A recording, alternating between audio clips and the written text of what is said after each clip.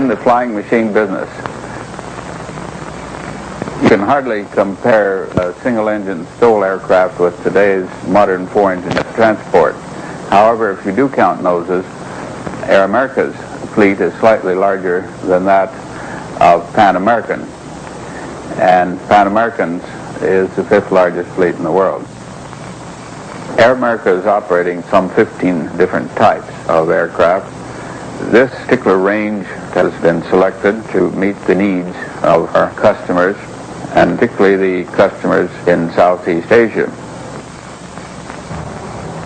I've been with Air America about 8 years now, and it's a good, interesting job.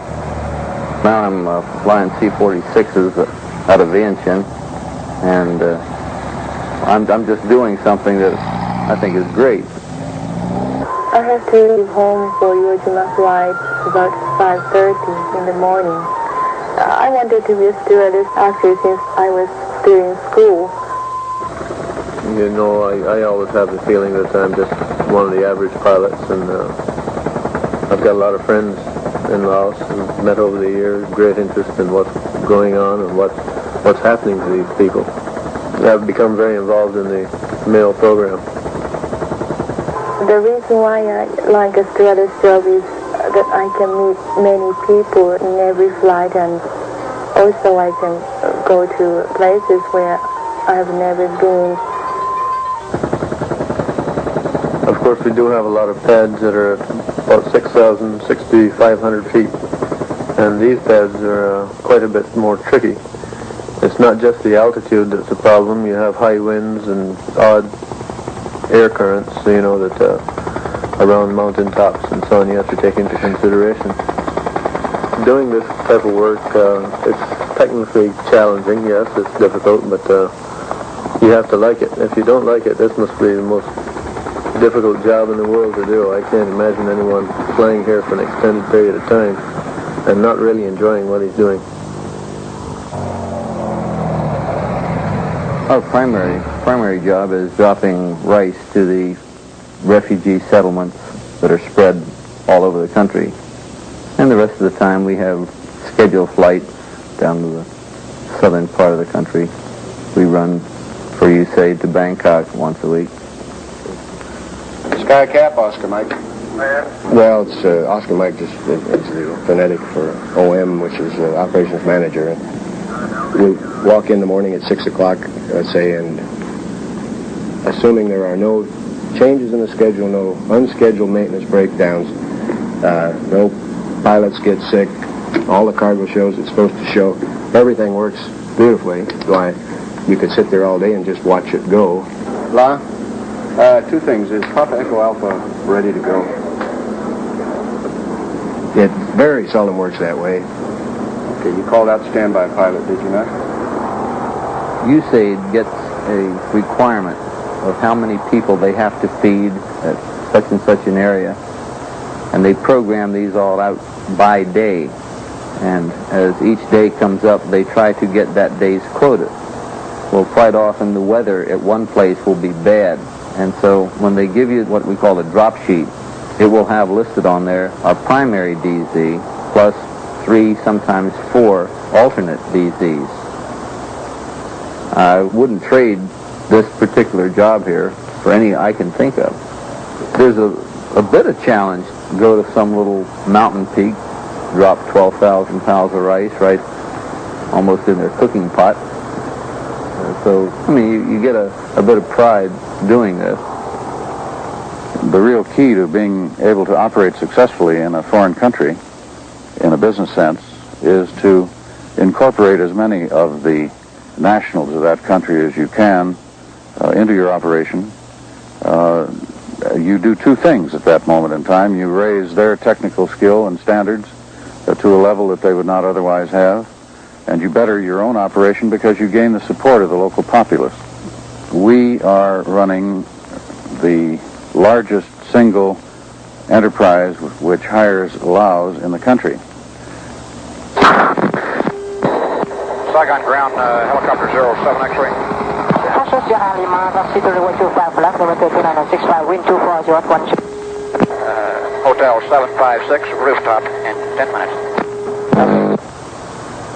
Basically, the C-46 is a tremendously reliable airplane. You can, on single engine, climb out of any place. It has a lot going for you. A lot of power, good control. You can get it in real short. You can haul on the average 12,000 pounds and drop it with pretty good accuracy. The C-46 is the greatest plane we have over here, actually, I believe, for getting the job done. Since we operate in every province and hamlet practically in Vietnam, and they have to be supported, and people have to be gotten back and forth, and cargo has to go in and out. Without the helicopter, we couldn't operate, really. Fire guard. On the right. Here we go. 4, 8, 12, 16. Fuel pressure on the right.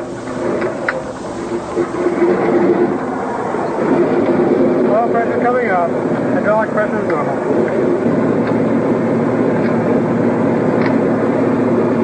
Fuel pressure on the left. Oil pressure and hydraulic pressure.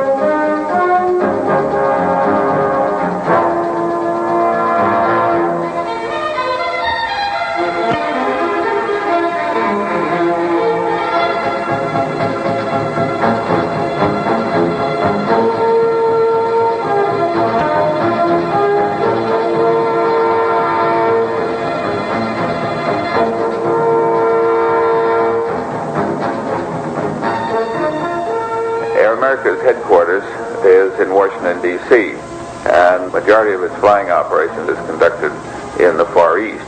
Air America also has a purchasing office in North Hollywood, California.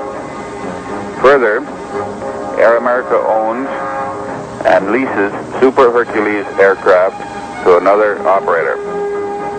Air America's activities in the Far East are principally at Vientiane in Laos, at Udon in Bangkok in Thailand, at Saigon, Clark Air Force Base in the Philippines, Hong Kong, Kadena, Okinawa, and at Yokota in Japan. AirAsia, a subsidiary of Air America, operates in Taiwan with its headquarters at Taipei and with a major maintenance base at Tainan. Air America leases 2 727 aircraft to another operator, which operates them from Japan to Korea and to Southeast Asia under a military airlift command contract.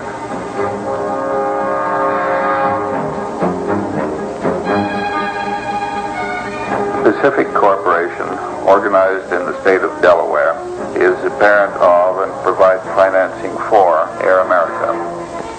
Air America, also a Delaware corporation, and AirAsia Company Limited, its wholly owned subsidiary organized in Taiwan, are the operating entities in the Far East. The boards of directors of the Pacific Corporation, of Air America, and of AirAsia Company Limited are executives with extensive backgrounds in finance and international aviation.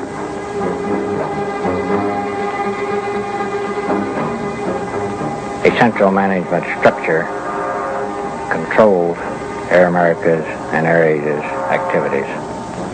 Our customers, principally the United States government, but other governments and private companies as well, call upon us to do a unique variety of things: to fly people and cargo, to maintain and repair, to perform a broad spectrum of other services. This wide breadth of circumstances creates rather complex problems of organization and coordination, of technical control, and economic efficiency. The organization that results directs and coordinates flying and technical operations throughout our system. It underlies each mission, each aircraft. Yokota Air Base, I check everything on the airplane. Then we welcome the passengers.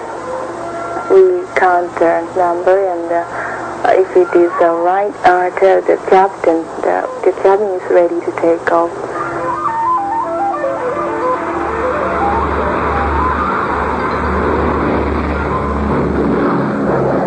The most important thing in flight is the security of passengers, the safety of passengers. Then service and comfort is the second. When a passenger tells me it was a very good flight, I'm so very happy.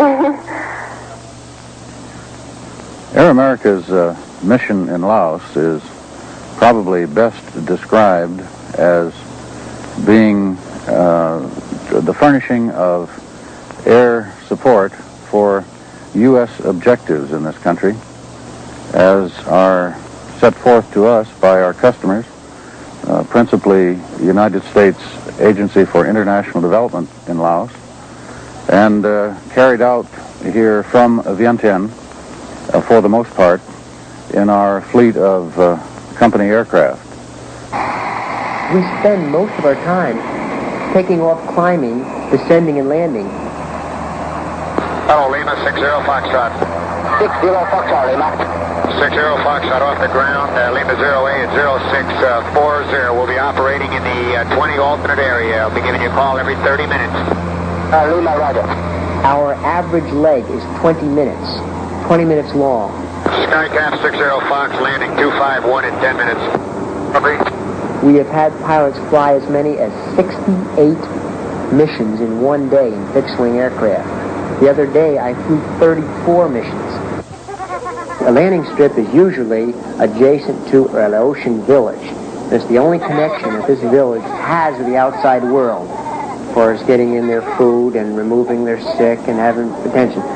These strips are one and all highly elevated. They're on ridge lines or they're on peaks. The people don't live down in the valleys where there's the mosquitoes, where there's the waste, where there is the flooding. They live on the peaks and the ridges. So therefore, these strips, normally what they are is they are planed off ridge lines, averaging a mean sea level elevation of 3, 4, or 5,000 feet. A strip then that's only about 4, 5, or 600 feet long. And when I say that's all along or goes straight, that's not very straight. That means it only has a 15 or 20 degree bend in it somewhere between the front and the end. The average width of these strips are about 35 feet, keeping in mind that our wingspan is 49 feet, the gear width is 10 feet. There's an upslope gradient, which you always land into. Of course, the upslope you take off on the downslope. A gradient of anywhere from 5 to 30 degrees of upslope. I really don't think of it as dangerous if I only have to worry about my own skill. Not that it's anything extraordinary, but if I can count on it. I know what my own limits are. And I know how long the strip is, how wide it is, and I know I can make it or I can't make it. I would say the primary dangerous factor is wind, gusts, and drafts. Wind varying direction, wind varying in intensity, and thermals, the lack of, the non-existence of, or the sudden presence of, can affect an aircraft's flight path so radically, so suddenly. And that's why when I come into a strip, from 5 minutes out, I'm searching for smoke, small fires for wind direction. You've really got to take your time and plan your approach carefully. A second factor is the runway condition. Standing water, sod, flat grass, these kind of things a pilot can't tell too well from the air. It can get him into very serious and critical trouble. And we have a great problem with maintaining the strips, and it's a great deal of eroding and rutting, loss of any markers that we could put into them, and the runway surface erodes so badly in just a matter of 2 weeks. The strip can be usable on a Monday, and on Friday it would tear off the tail wheel. So these are the things which make it dangerous. The elements of nature around you that are varying from day to day, and in fact, unfortunately, from minute to minute. Skycat 60 Fox. They know that our fixed-wing aircraft are supposed to report in every 30 minutes. And if they don't report in every 30 minutes, they query about it. And I hope they never lose interest in this. It's it's a nice feeling to know that some guy back there read the manual and he's supposed to initiate an SAR procedure. A certain time elapsed afterwards. This Oscar Mike? The OM is the man that ultimately decides whether to go look for an airplane or whether to get concerned. And if an aircraft looks to him like it's been a little too long since the last report, he will initiate a tracer. His time really is spent coordinating problems that arise during the day. I think unscheduled maintenance is probably our biggest problem because we have the entire fleet committed almost every day. Anytime you have one airplane down for unscheduled maintenance, you've created a problem. Sometimes you might have to change 3 or 4 others in order to cover up for that one that just went out of commission. In not only Saigon, but all of South Vietnam, Air America is doing a job that the military is too busy to do, that involves primarily the Rural Development Pacification Program. The USAID Cords puts all the requirements on us. We carry primarily people, mostly Vietnamese people. You'll see some military people riding on our aircraft on a space available basis. In addition to people, we carry everything from medical supplies to typewriters and rice to support the development program and the pacification program. We have many VIPs here that come and go every day, including Ambassador Bunker himself and USAID people that are very high-level people. And when they go there, they don't want to take too much time to get there, and they don't want to take too much time to get back. So they like the Volpart. This is the aircraft that's called on for this kind of work because of its performance and its comfort. From day to day, we normally do not know what our requirements are until late the day before. However, we do indeed operate a few regular passenger scheduled operations. Yeah, well, we run approximately 12,000 passengers a month, about 6,000 in, 6,000 out, with an average of perhaps 25,000 pieces of baggage.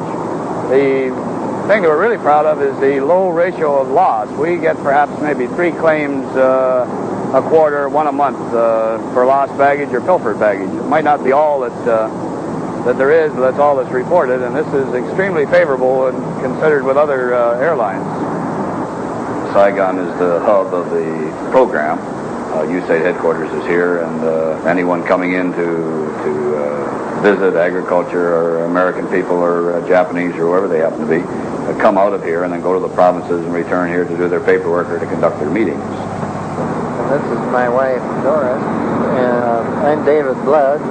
We're going to, not trying today, to continue our study of the Cham language. We do linguistic, literacy, and Bible translation. Henning Leibniz, German Caritas, Minqui Hospital, Kontum, Montagnard, yes. It's only for Montagnard, this hospital. Very nice people. I think I stay here for my life. Colonel Dan Renaison, Phoenix Directorate. I'm going to attend a conference of our Phoenix personnel in the 2nd Military Region. I work for USAID. Well, this is Quinhua Province with the Provincial Maintenance Shop and Warehouse Complex. This is strictly a Vietnamese program. And the pole planet here today is going to be used to run electrical wiring to dependent housing, which we're putting up right behind the shop area.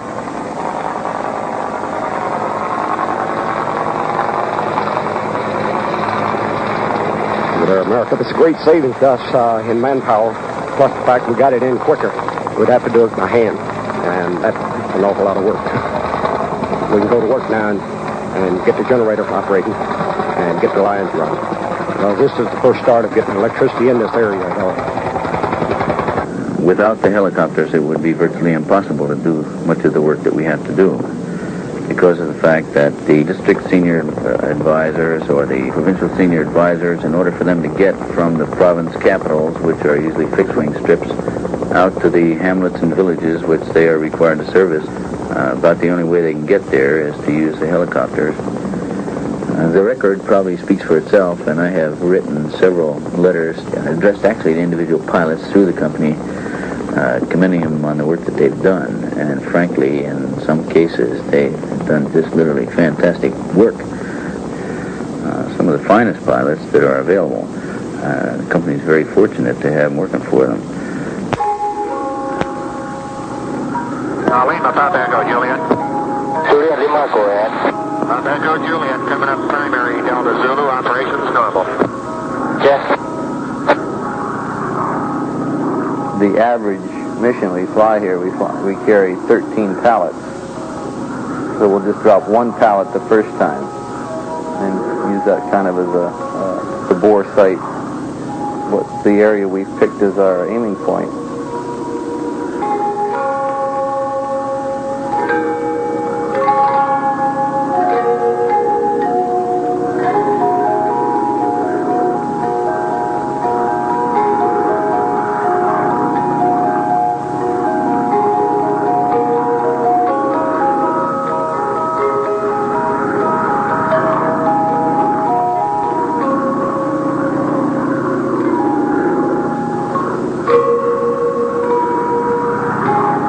Okay, then we drop two at a time.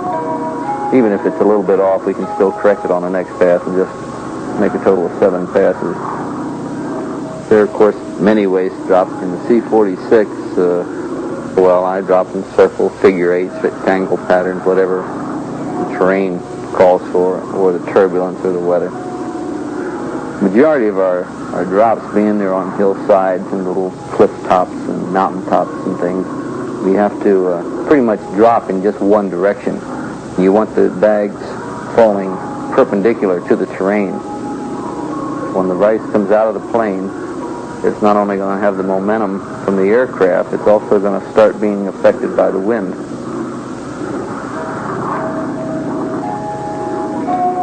You vary your aiming point, I'd say up to 15 feet, 20 feet. For just an average wind. Sometimes it might be 50 feet if there's a good strong wind blowing.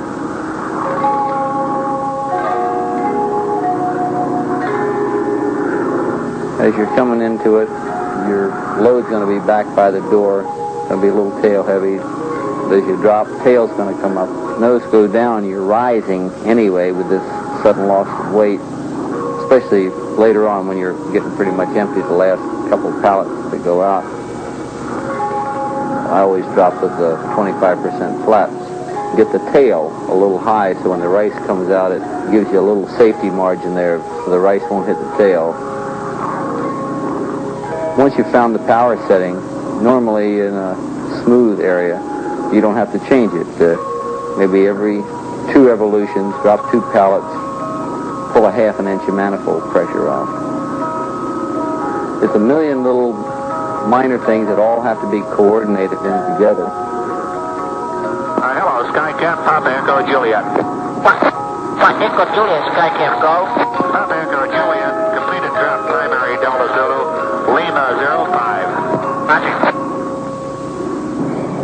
Well, I'm a registered nurse, and I've always been in nurse education. And I'm a nurse education advisor. I have 2 schools of nursing, the one here at Kanta and the one also at Lumsden. So I do have to depend on Air America to get me there. As a nurse education advisor, I'm responsible for working with a counterpart in each school of nursing. And the counterpart in the United States, he would be called the director of the School of Nursing. He has 7 faculty members under him and about 80 students. I advise him and anything he needs to be advised about, particularly in the areas of curriculum development. A long-term objective is to improve patient care, of course, through the education of student nurses. The Air America Udorn, Thailand base is a combination helicopter and fixed-wing aircraft maintenance and repair facility. Equally important, we are a flight operations base for a sizable number of turbine and reciprocating powered helicopters, which are flown extensively up country. We are presently developing additional ramp and hangar space with utilities and warehouse buildings to further our capability for maintenance and repair of helicopters and fixed-wing aircraft. Many people come here and are so surprised to realize what capability we do have here. We can fix helicopters from stem to stern. We can fix fixed-wing airplanes that have been all mashed up. The capability here is something really outstanding. Through our training programs, we have developed any number of excellent Thai mechanics and supervisors and clericals and up into supervisory positions. And we have a continuing emphasis on this. By policy of our company, we want to develop the indigenous skills in the country we're in and to use them to the absolute maximum. Our helicopters are all working up country. The helicopter pilot is a breed all to himself. He's got a different outlook. The helicopter's right down on the ground, flying low. He knows a lot more about how the people are living and what's actually going on up in that neighborhood. They will work directly with the local people, the Mayo representative at that spot, and they will have to judge as to whether or not his work is worthwhile, especially since helicopter time is so expensive. Basically, the customer has a job to do, and he levies the requirement on us. Move X from A to B. And we tell him then, well, this is the best way to move X from A to B. You're consciously thinking all the time of how you're going to approach the task and what your alternatives are and so on. Normally the loads will run about 1,500 pounds with the Dash 13 to the normal pads that we're going into up country. If you're going to an unknown place, you always plan for the worst. You have to take into consideration how your winds are blowing. If you have very strong winds that day, you might knock the load down a couple of 100 pounds just to be on the safe side. Your turnaround time with an external load is much faster. You can make an approach to a site, hook an external load up, and be off in less than 15 seconds. We always try and make our approaches into the wind as much as possible. This gives us more lift longer until you come out of transitional lift and are ready to hover over the pad. And then you just stabilize your hover high so that the load is not going to hit the pad with a jolt and damage whatever you're carrying. The flight mechanic, he's talking about how high the load is above the ground. He'll say 10 feet, 5 feet, 3 feet, 1 foot, touchdown release. At the same time, you can feel the load touch the ground and less power is required to hover the aircraft at that point.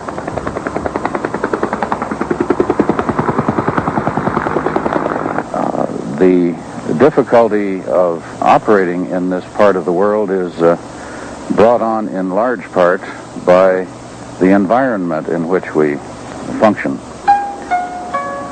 Weather changes rapidly in the northern Laos area because of its rugged terrain. There might be a rain shower over one mountain peak while the other peak, which is not far away, has bright sunshine. To make a forecast to these points, you have to consider whether you are forecasting on a ridge or you are forecasting in a valley. Over a ridge, you are most likely to forecast a rain shower, while in a valley, there might be ground fog. And these two places may lie next to each other. And believe me, sir, there's no weather reporting stations anywhere over the mountainous northern Laos. The weather, the climatology here is 5 months of intensive rain each year, which of course brings on its own operating problems.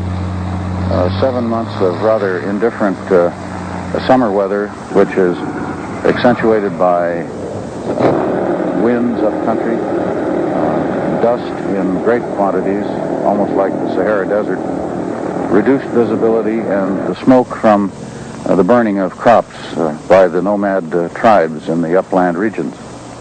This is a form of agricultural culture in Laos. Where normally it takes around 30 to 60 seconds in responding to the emergency here in Udon.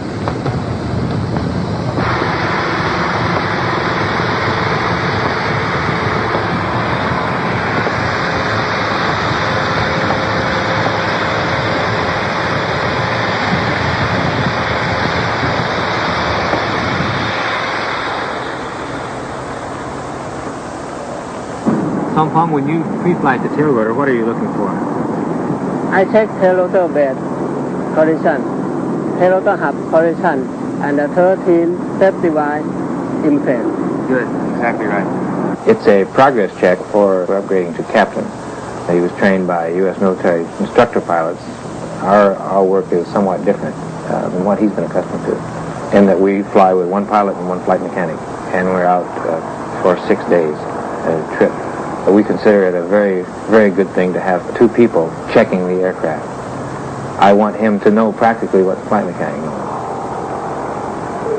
We do external work. This is a quite difficult maneuver. It's just a real good gauge of his control. It demonstrates the man's ability to hover the aircraft in close quarters. It's a precise operation. He has to be able to take it in over this load and hold it steadily while the man hooks it up.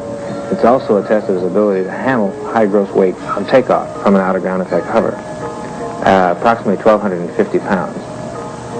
It demonstrates to me when he can move in over the load smoothly to the spot, lower it, hook up, and lift off, that he has good control of the aircraft. The simulated rescue is simpler than the external load pickup. It is also critical in that he doesn't want to set up a swaying action with the man on the way up or on the way down. Get him swinging 10 to 12 feet or 20 feet perhaps if the control movements aren't at a minimum. We use this procedure also to check our flight mechanics. Each one is equipped for rescue.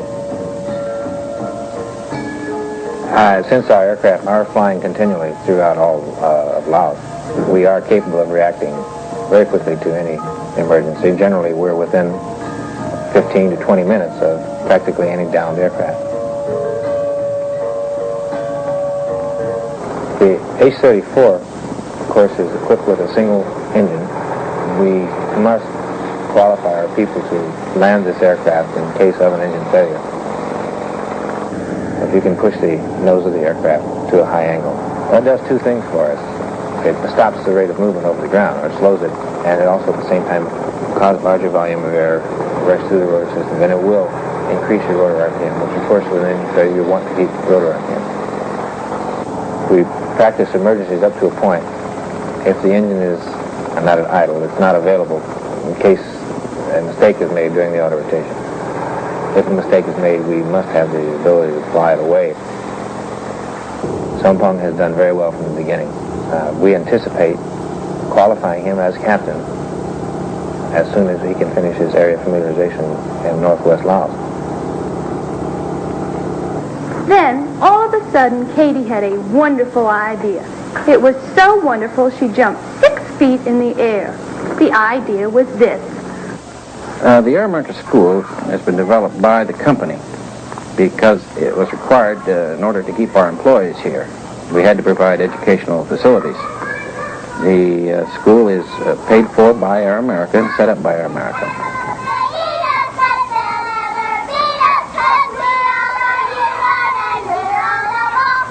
Only successfully completed missions pay off for our customers. In Southeast Asia, Air America is operating in a remote, undeveloped area requiring specialized equipment and techniques. What we are really trying to do is to get across to our pilots, to our engineering supervisors, the technical information concerning the maximum performance capability built in their aircraft. We want to give the customer in this kind of demanding environment everything we can deliver. All the rice, medical supplies, refugees, or what have you. Not overgrossing the aircraft, nor undergrossing it. Other equally important elements of flight operations are the scheduling and coordination of the numbers of pilots and the type of aircraft we fly.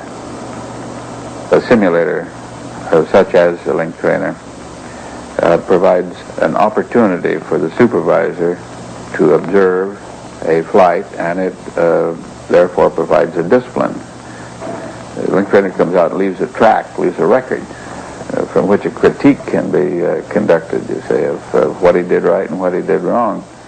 And in the aircraft, you have no such record. Well, the minimum time for our Air America pilots is 8 hours a year. But they have 2 check rides, one each 6 months. We watch for his, he maintains altitude and airspeed, heading. We watch for if he uses the proper FAA techniques and procedures. November 352, this is Yen Tower. Advise you to pull out on 315 to 3000 due to runway obstruction. Over. Well, the desk at which the instructor sits is the console. It includes a repeater of some of the instruments that the pilot has in the trainer, and it has a recorder which records the track that the pilot flies. And when he corrects for wind and so forth, it shows the wind blowing him off and him correcting back to track and tracking inbound to the station. When I brief new pilots, I'd like to get them off on the right foot. They're all part of the company, part of the pilot group. We help each other out every day. We depend on each other. We're the guys that are going to have to go pick a guy up if he goes down for engine failure or something like that. And I try to foster this as much as possible. We depend on each other in the area for area briefings. If something happens, a changing situation, they'll pass it on to the other pilots as soon as you find out, so that nobody else can run into trouble. This is the secret of our success out here, is, to a large extent, is that we know what the other guy is doing. On the H-34 pilots leave Udorn, they're gone for 6 days. In these 6 days, probably every day, they'll make landings of 40 or 50 and takeoffs in often completely unfamiliar areas and pads. And the evaluations and decisions that they have to make, including weather, are countless.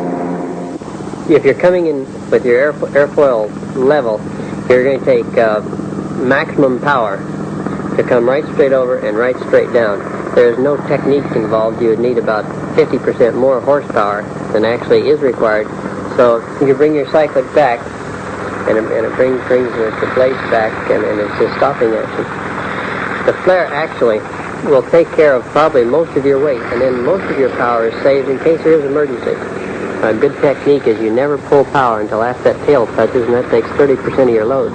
So you can land using probably 50%, 60% of your available power. If you have power, you can pull back off. We have to fly very defensively over here because you never know exactly what's going to happen. Like, that pad was the first time I'd ever seen it, let alone land in it. This is part of our job, probably a greater part of our job than carrying the rice, but they fit in well together. There's the welfare of these people, of course, which is the same reason for the rice. You are a part, and you're contributing to something that's greater than yourself. And this is very important in flying a helicopter. Now, as I take off, to use the least amount of power is good for technique, but also in case of power failure, it gives us the best chance of getting off the pad and getting to a low area. We want to get into translational lift as soon as possible, which in this aircraft is 13 knots. So as we take off now, if we turn directly into wind, we'd be going directly into the hill. We have our nose just to the left of the wind now. Directly in front of us is the greatest drop. We'll roll as far as we can, maintaining our ground cushion. Getting to the edge of the pad, We have to push forward. It's a slight cycle. It's very smooth, so you don't feel any lift from that tip path. Just as we break the lift, we can feel that shudder. We're in translation. We decrease power, and we're offline. This is a more aggressive type takeoff, but is the one we recommend and the one we teach. This year, we're averaging about 38 heavy services a month in Saigon, and that's with 38 to 40 aircraft positioned in Saigon. We do all the heavy service work for all of the aircraft. Majority is every 100 hours you do a check. Different types of aircraft, different spacing of time. First time around you call the 1, next time you call the 2, and you just dig into it more deeply. We do some 3s in country on a small aircraft. The large aircraft, Caribou 46, 47 goes to Tainan for the number 3 checks. Because the men are so hard to come by. We started the girls into fabric, doping fabric, and we assigned them to the shop as laborers to aid and assist the maintenance people, the mechanics. And then as they progressed, we arranged classes and started them more formal training in the classroom a little bit. Those who developed, we checked out and promoted them to mechanic 3s. Anytime you can show the item, tools are easy. They're small. You can lay out a display on the desk, and then you can just talk about a hacksaw, and you can hold it up, because they have no idea if the hacksaw looks like a tire or a drill motor or a voltometer. So they have just a brief recognition. And if they absorb about 10% of that, it's a great help. Here we have oven brand.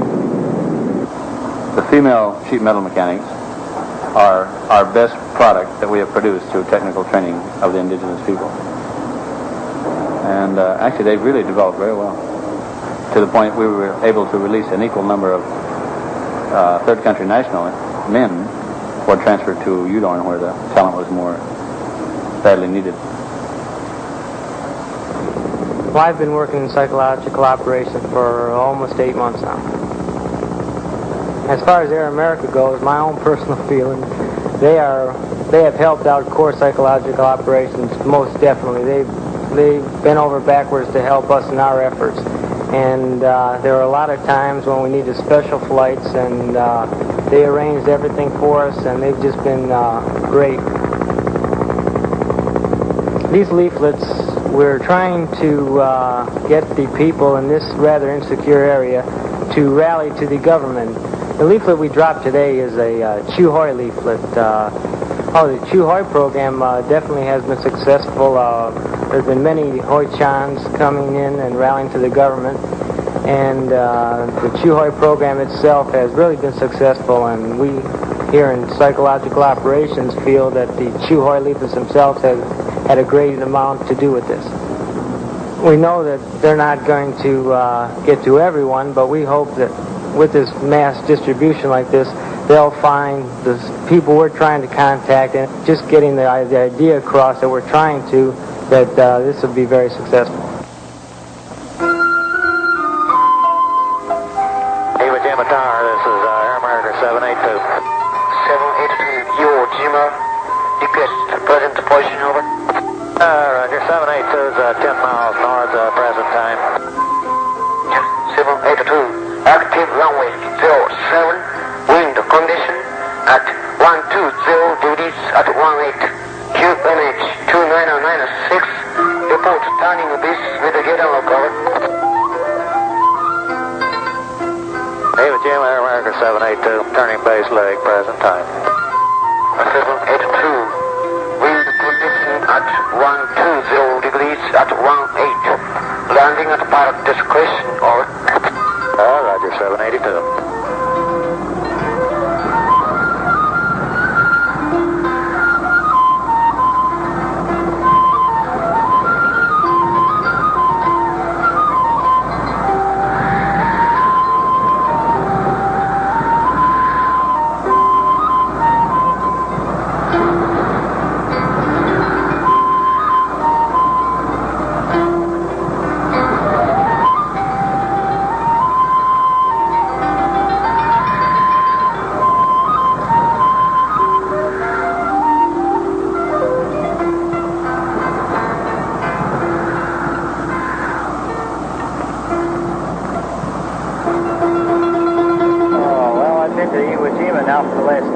months, and I'm coming in now for a week's R&R. After this, when I go back, I'll only have 6 weeks to go, and I can go home, be with my family. Air America has been our only link with the outside world here. They've been the only link that we've had anything.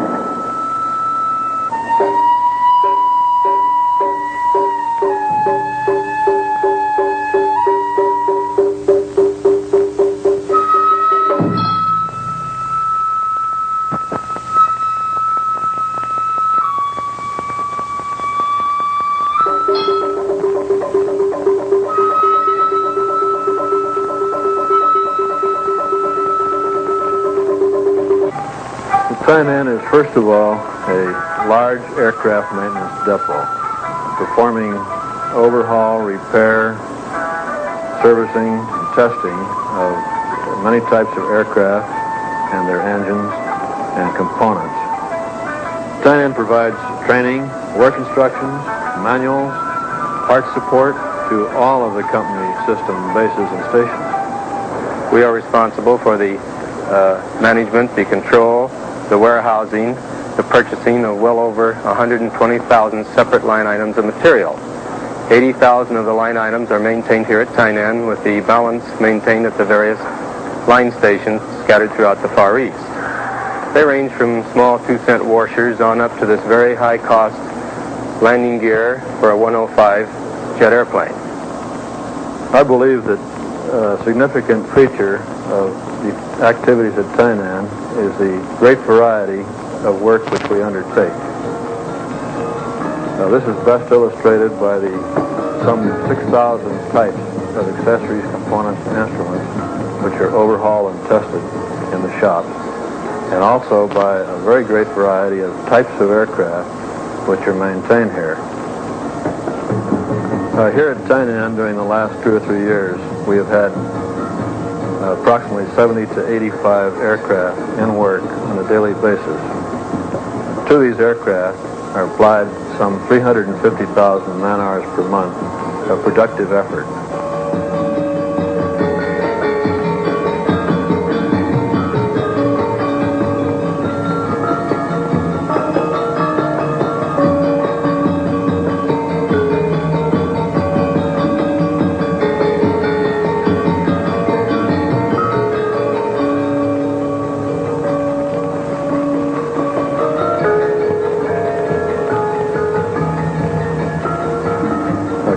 Maintenance work is of great importance, both in safety and in cutting costs by avoiding doing jobs twice.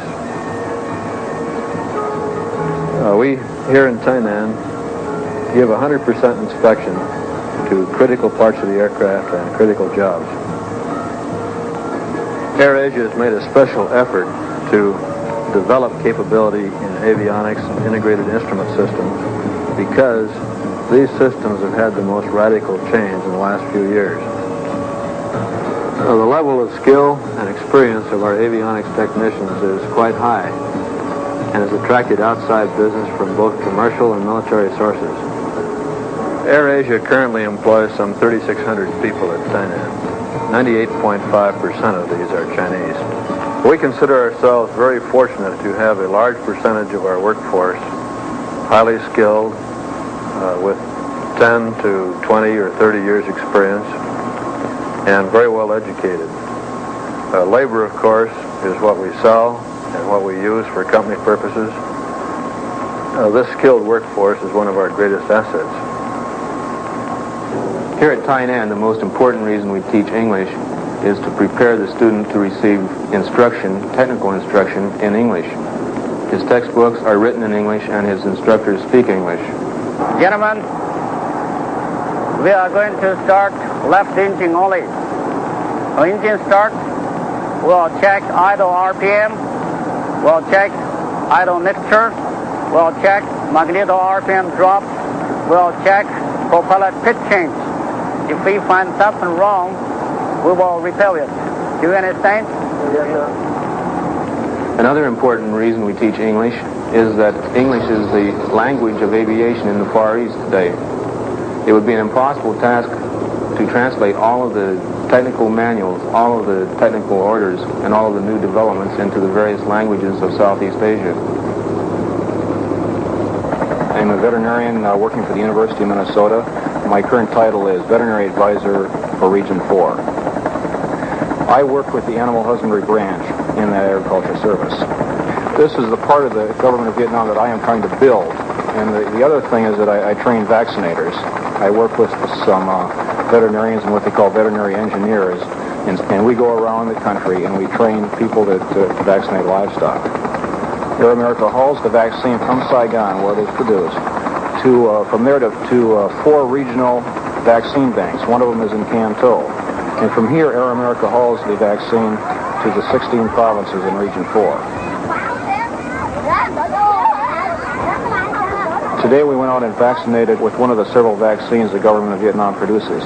And this vaccine is for a bacterial disease called pasteurellosis. This is Bun Toi Heo in Vietnamese. It's a disease that produces pneumonia, respiratory disease, and very often death, especially in buffalo and cattle. In swine, I've seen several dozen cases.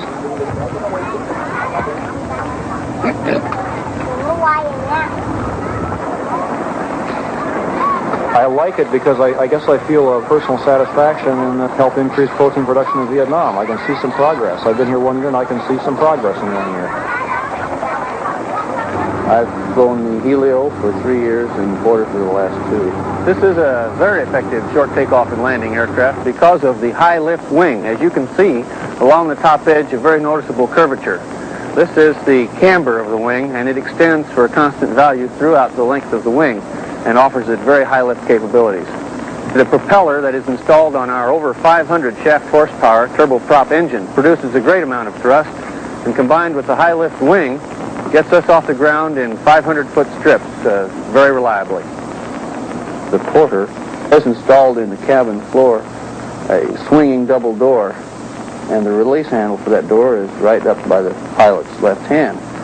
To drop rice out of the Porter, you fly over the drop zone, simply pull this handle, and the rice is very accurately dropped. There are 2 things that enable the Porter to land in short strips conveniently. One is its low approach speed through the airfoil shape, and the other is the reversible propeller on the engine.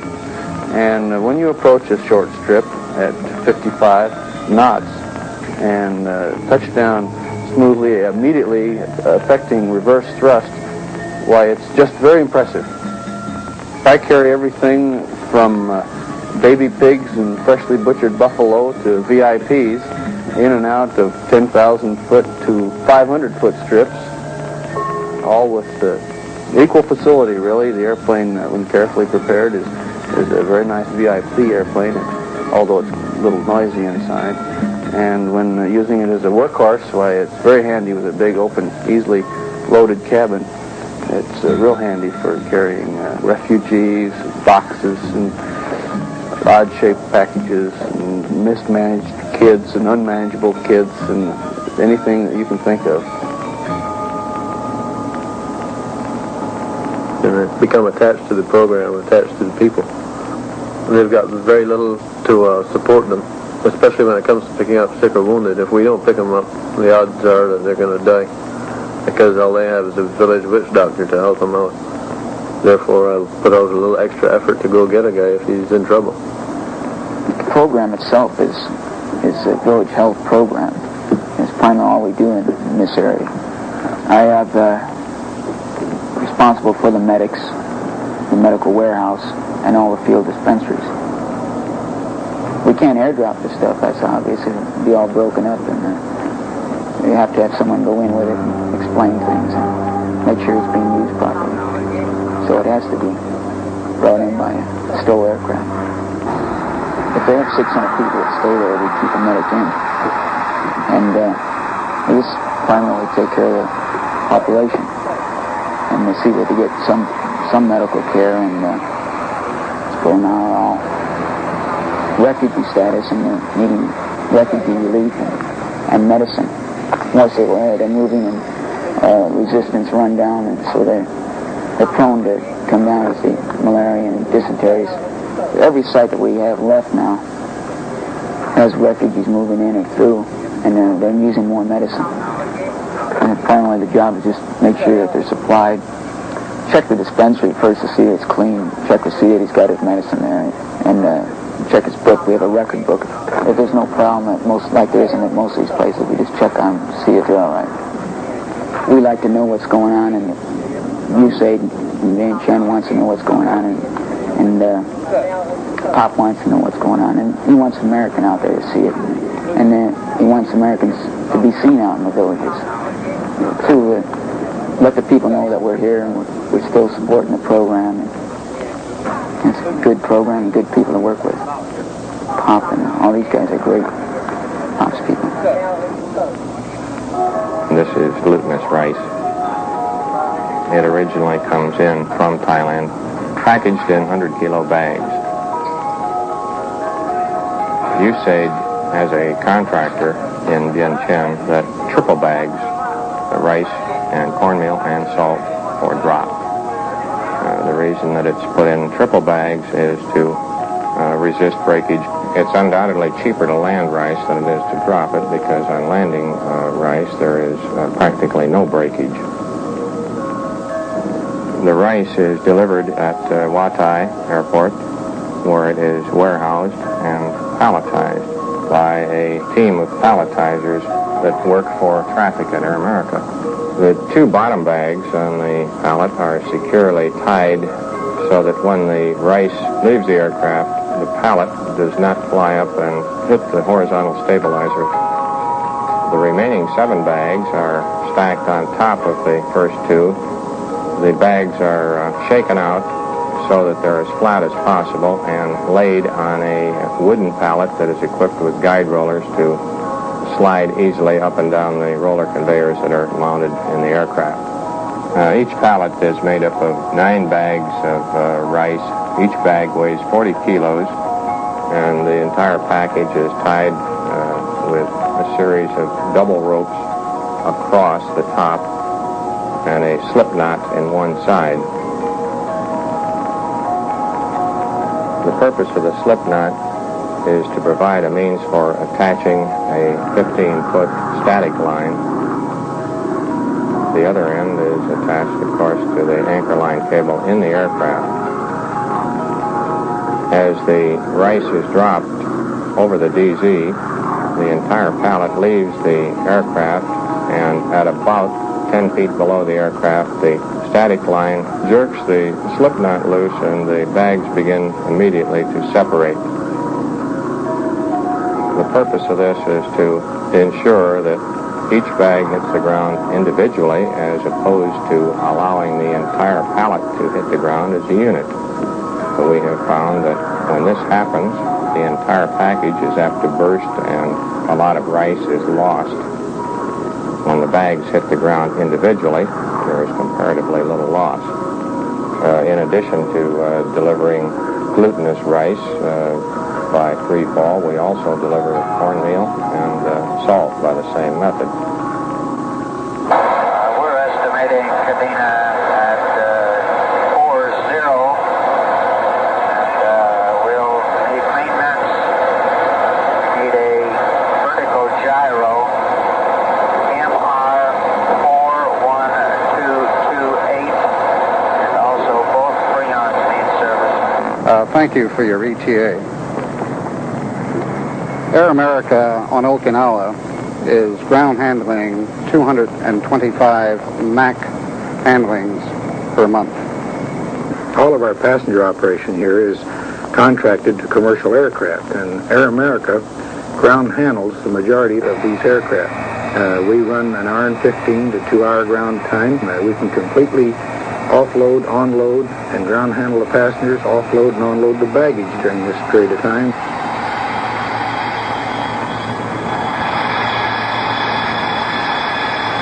Air America is responsible for the cleaning and grooming of the cabin. The carriers look to Air America to maintain the contract requirements as set forth by the military. What we're doing here is patching up the ruts caused by the rain and marking it and making sure that the runway surface is smooth and suitable for use by fixed-wing airplanes. This site is pretty primitive in the tools available for use in constructing a runway. So we have to resort to very, very primitive methods which rely on manpower alone. We use, as you can see, these dirt drags, which are simply burlap sacks, usually left over from a previous rice drop to the area. And I explained to them how to build these simple little wooden tampers for compacting the clay on the runway. And the villagers build the runway for their own use, medical evacuations, supplies, medical supplies. This strip is about 670 feet long with a safe usable width of around 44 feet. It's only usable by Porter and Helio aircraft. It cannot be lengthened, obviously, due to the terrain limitations. When you turn to final approach, somewhere from base to final, and usually fairly far out, if you're loaded, you arrive at a point where you have to land the airplane. Due to surrounding rising terrain on the other end of the strip, there's nothing to do but land it. Water buffaloes, people, whatever, or updrafts, downdrafts that further damage your attempt at a good landing, you still know that you have to get to the end of that strip to land the airplane. That's it. This makes you pretty careful about committing yourself to this condition. You find and remember the strips that you can't go around, that you have to land on, and so you make every precaution that you can to be sure that you'll be able to safely land the airplane the first time. These are things that tax your ability to the utmost. Even the most experienced pilot taxes it. These are the things this interests me.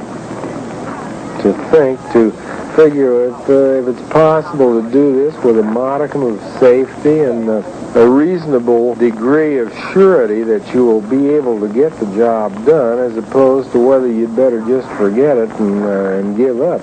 You're charged with this almost every day, and judgment's left to you all day long. Well, most everybody here that sits in the left seat of an airplane has been in one war for sure, and maybe two or three. I personally have close to 15,000 hours, and I'd say that probably the average of the captains out here is 10,000 hours, or 7,000 at least. The pros, the ones that do it day in and day out, and actually do it as much for the love of flying as for the money that Air America pays them. Because of the fantastic number of flights, we must use computers to collate. We have a contract with IBM to use their 36030 computer data processing division in Hong Kong. It does complete the payroll for the entire Southeast Asia. We begin with the flight log, which is completed by the pilots in the field. These are processed by the base stations and submitted to us. These come in every day. We have 28 to 30,000 flights a month. Each flight leg represents one IBM card.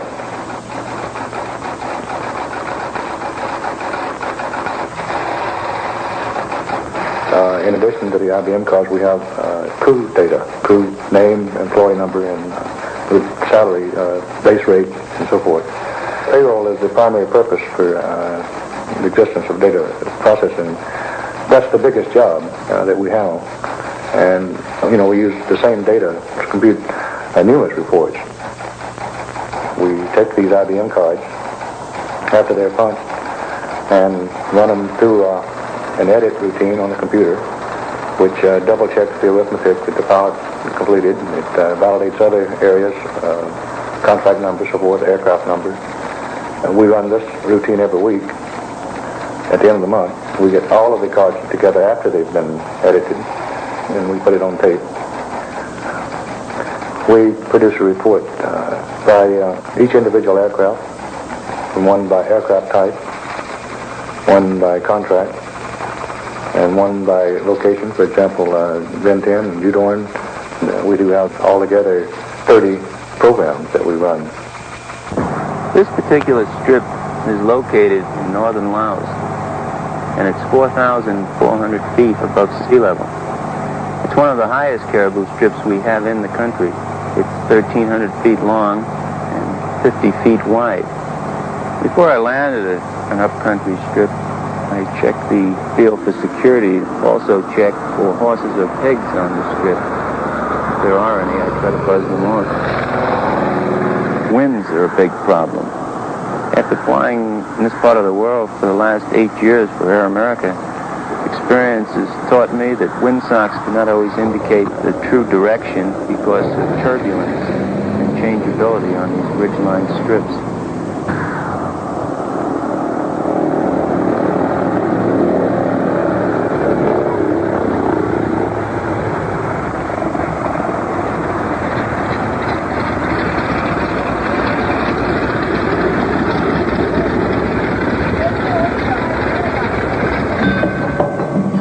This is a tough strip. It's necessary that I get the maximum short takeoff and landing performance built into this aircraft.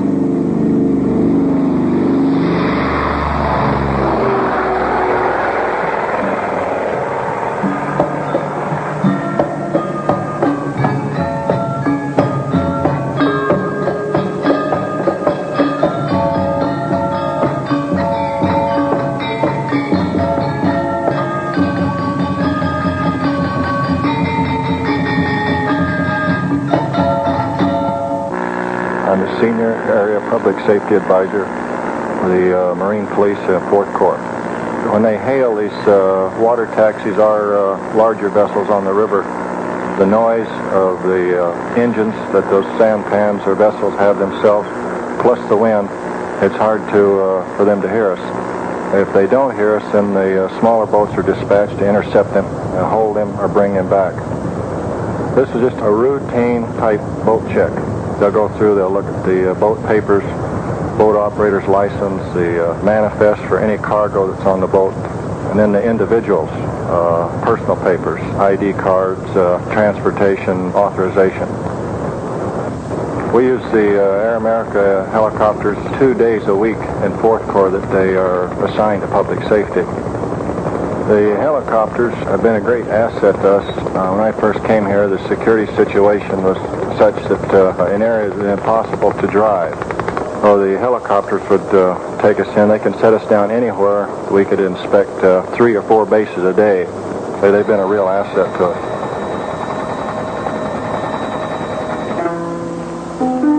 Worldwide flight capability makes the 727 a versatile aircraft. Air America owns and leases 727s to another operator. So our 727s are the C model, which enables us to operate one flight as cargo, perhaps the next flight in an all-passenger configuration, or in most cases we operate in a mixed configuration. The mixed configuration, of course, is normally a 46-seat configuration along with capability of carrying 4 pallets. Of course, our maximum effort is our trip from Saigon to Kimpo. That is a 5-hour flight, all packs and or mixed configuration of 61 seats plus 2 pallets of cargo. The Boeing 727 can be adapted for aerial deliveries.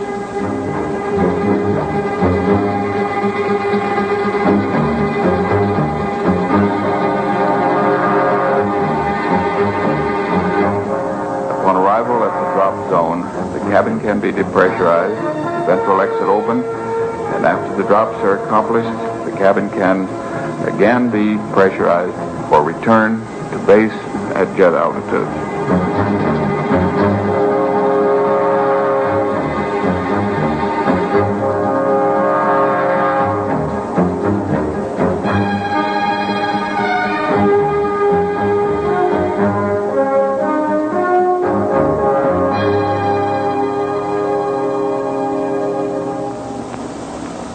Air America's primary mission in northern Thailand here in Chiang Mai is support of the Border Patrol Police advisors.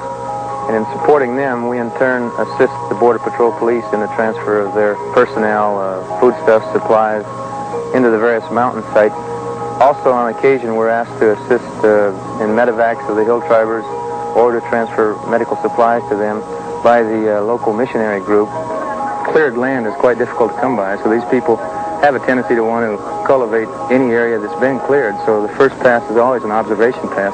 Check it and make sure the livestock has been cleared off prior to making your landing approach.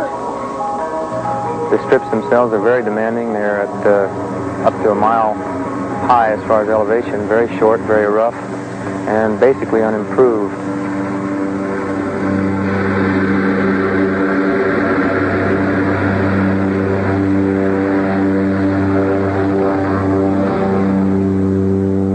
Well, this particular strip here, to an old carrier pilot, reminds me of landing aboard a carrier, in that you're approaching it in a manner that you're flying the aircraft with power and attitude and not too high a rate of descent, and aiming for a particular point. Also, as you glance down, it's kind of a ways to fall because of the ridgeline that it's built on.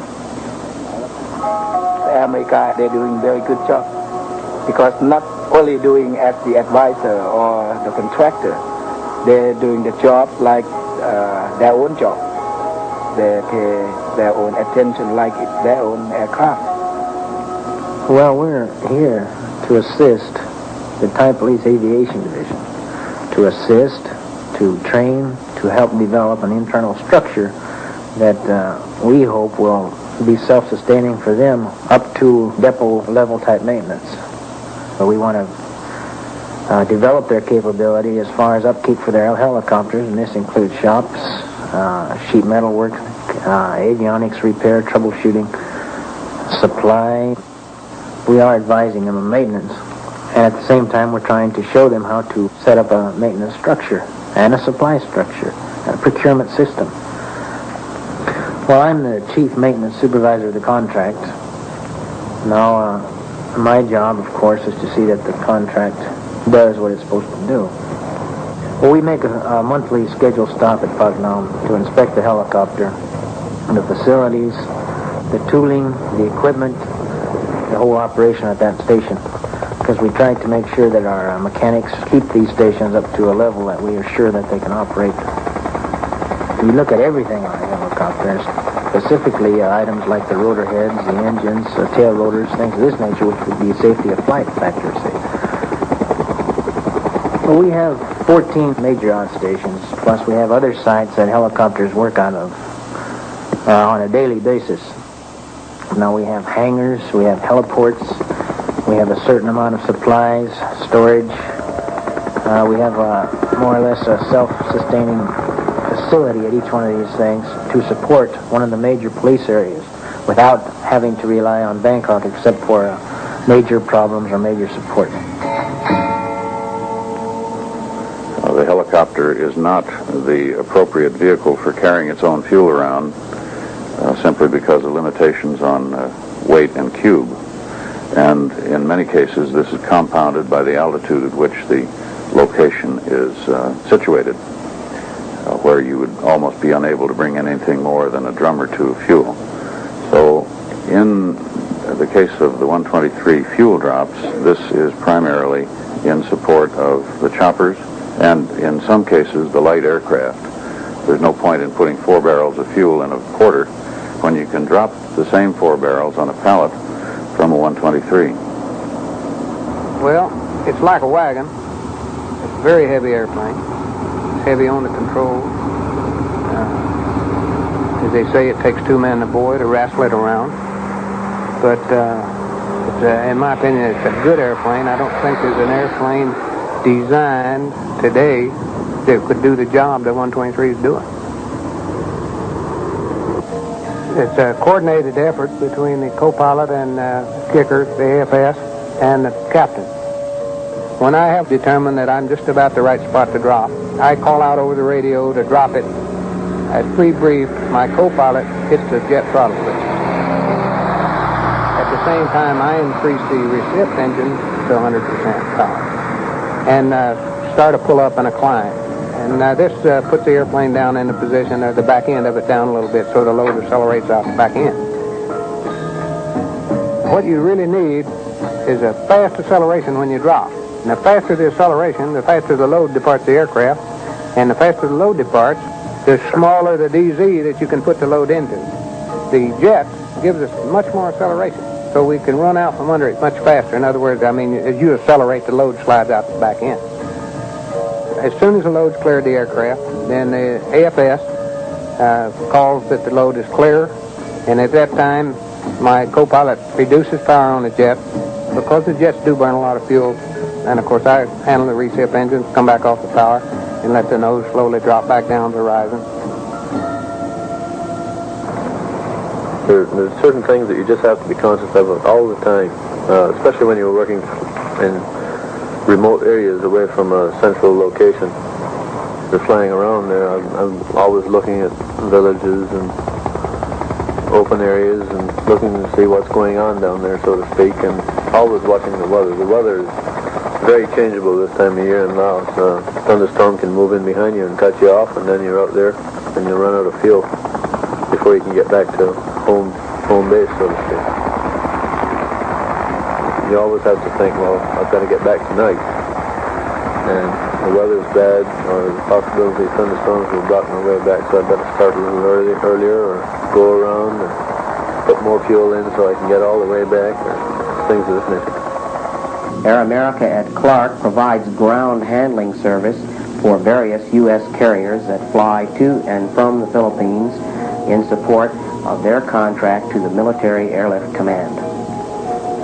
In lieu of each contract carrier having their own maintenance, traffic, and operations personnel, we provide this service to them. Turn their aircraft around in the allotted ground time.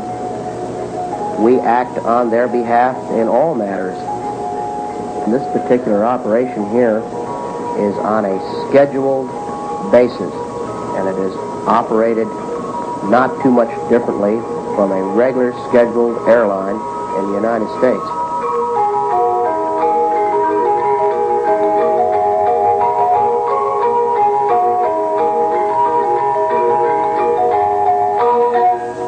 Well, I think Air America has been doing an outstanding job here. Not only is it professionally competent, but also its structural organization permits an amount of flexibility that any ambassador in a war-torn country finds highly desirable and extremely valuable. For example, the work that has been done with the refugees here, we have been called upon to exert a maximum effort in getting these poor people out of a threatened or dangerous area with very short time. Air America has been able to come up with a maximum airlift in the shortest possible time. I also can't help but be impressed with the gallantry of the Air America pilots and crew members.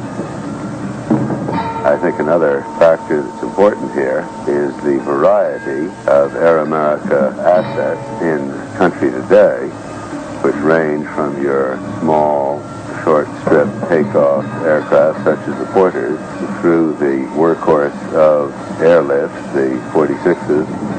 We thus have a whole range of aircraft that can be used so that we are able to economize to a great extent and to fulfill the mission that's assigned to us here. For example, if you have to take a doctor and a patient into a small strip or out of a small strip, if you use a Porter, it would save a great deal of money than if you had to use some larger aircraft on such a humanitarian mission.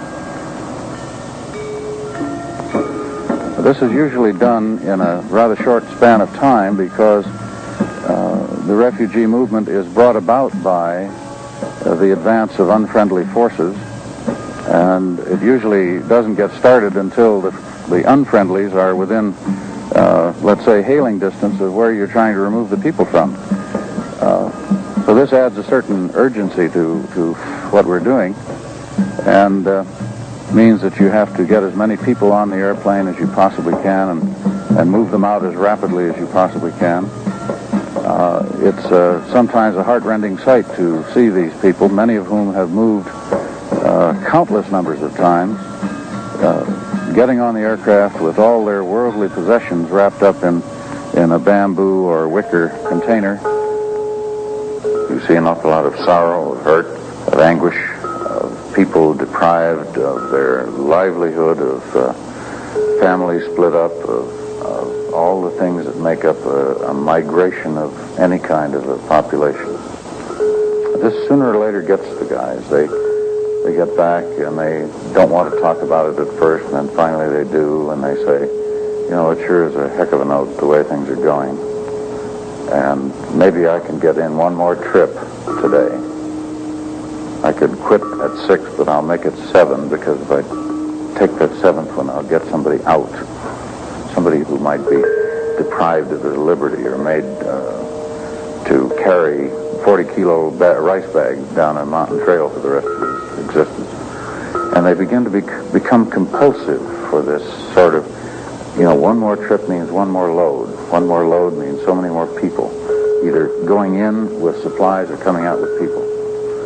And the job is to get that airplane in the air, fly it, take the load, bring it back, you know, do it again. There's no question in my mind, but without the services such as Air America can provide in the uplift of vitally needed food to the far-out regions of Laos, that large segments of the population forced to be on the move by the enemy for many, many months and years would today be starving. You can almost see the hungry people surging forward to grab the rice when it lands, knowing that they're grateful for the way in which it's delivered to them by Air America, and you wonder what they'd do without it. There is an old story which maybe describes this, about one child who, when asked where rice came from, said it comes from the air, meaning that's where, in her opinion, it was grown, because that throughout her life, that's the only place she'd seen rice coming from.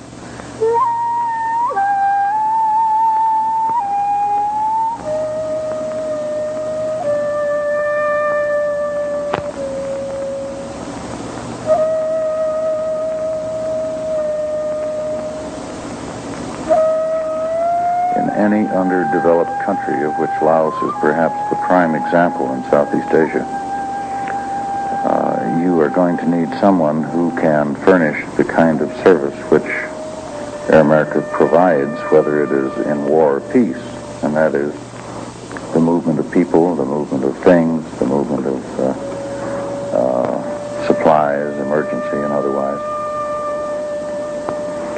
It's going to be a long time before this part of the world has anything approaching the Los Angeles freeway. And until it does, there has to be a substitute mechanism for getting goods distributed and raw materials collected. And only air can provide that.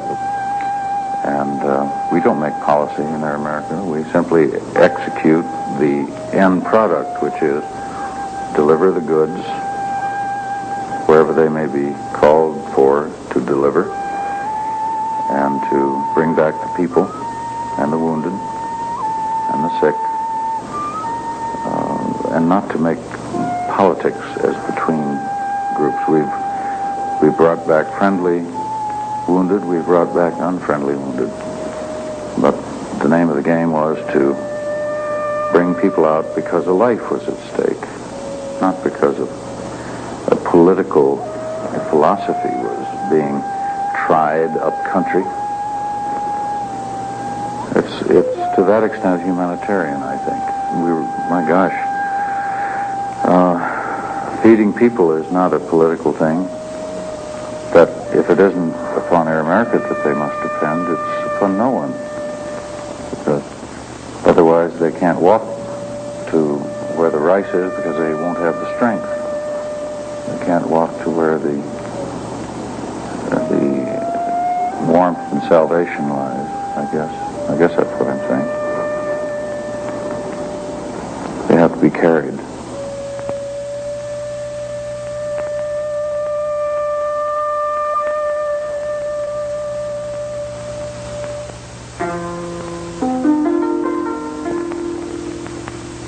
Thank you.